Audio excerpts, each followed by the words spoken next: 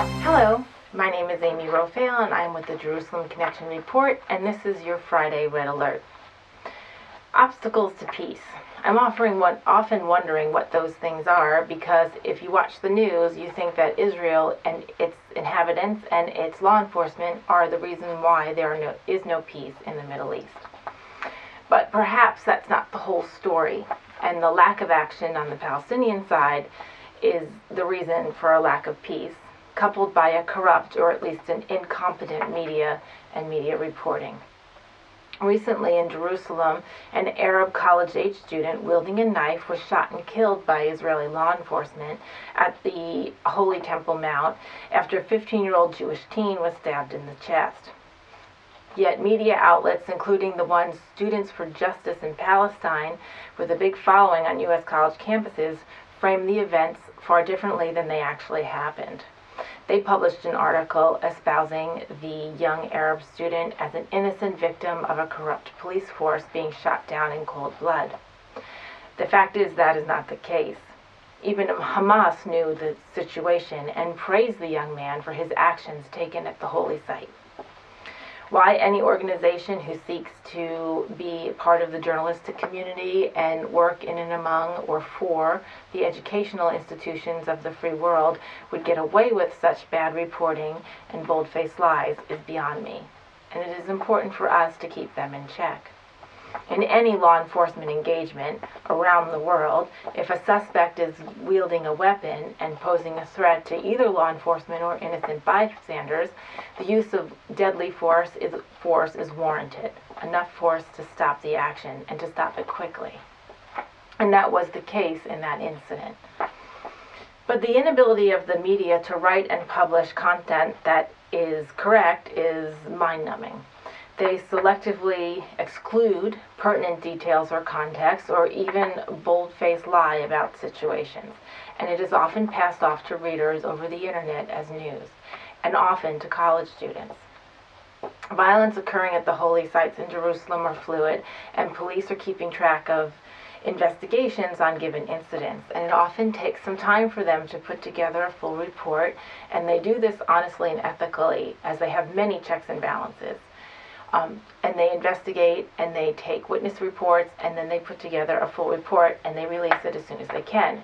However, the media takes snapshots from people's cell phones and agenda-driven statements and use that to run with a story before the facts are known. While sometimes the Arab population uses rocks and knives as weapons, and the Israelis do have professional-grade weapons for law enforcement endeavors, it can appear that there is an unequal balance on the force or power. The record of reporting is in constant clarification, and sometimes amended reports are not issued very widely in the news media.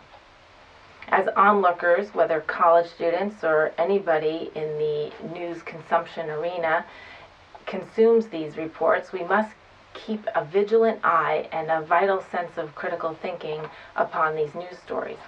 The skirmishes in Jerusalem are on the rise, and people are getting hurt. And when there is a bias, whether it is on purpose and a deliberate attempt to omit facts, to spin a story, or to selectively present a situation, it is usually at the detriment of Israelis and the Jewish people. It is very rarely to the detriment of the Arab peoples as far as the reporting is concerned. So in that case, what do you do as a news consumer? You have to think about the conditions on the ground and try to wrap your head around the culture. I have been to Jerusalem, and I have gone to the Western Wall, and I was told specifically when I asked about going to the Temple Mount that I should not. If I had any kind of religious jewelry on, a Star of David or a cross, or I had blonde hair exposed in any way and I didn't want to wear a hijab, that I would be met with hostility and even harassment if I tried to go to the Temple Mount. I was warned against it by both Palestinian Arabs that I met in the marketplaces, as well as Israeli folks and law enforcement. They told me to not go, as it would probably lead to, at best, my feeling extremely unwelcome and uncomfortable, and at worst, perhaps encountered harm. However, when I was at the Western Wall, I might have gotten a few looks like, that's an interesting person to be here. I was never once feeling uncomfortable or threatened in any way, and I was able to approach and pray and offer reverence just as any other Israeli or tourist was doing at that site. That site was in no way surrounded in a threatening way or a way to make people feel uncomfortable.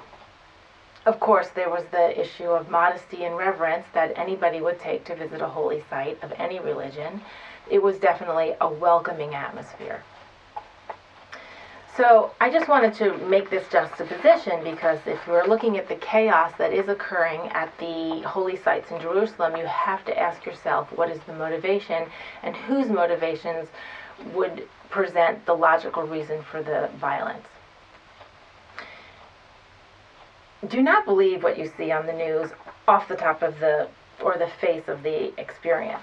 Really dig into it and think, why is this happening and how could it have gotten it to this stage? Now, indeed, there are Jewish extremist groups who protest and sometimes have violent outbreaks.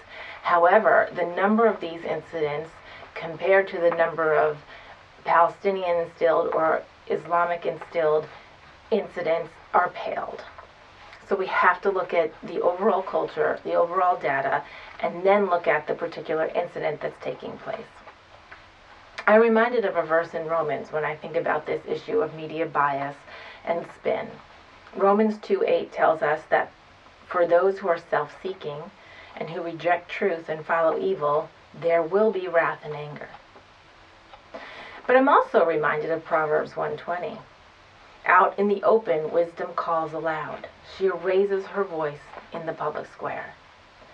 This means to me we have to seek for wisdom and seek truth, and that it's out there, and it's calling for our attention. And we just have to be willing to find it and willing to think through it. Shabbat Shalom.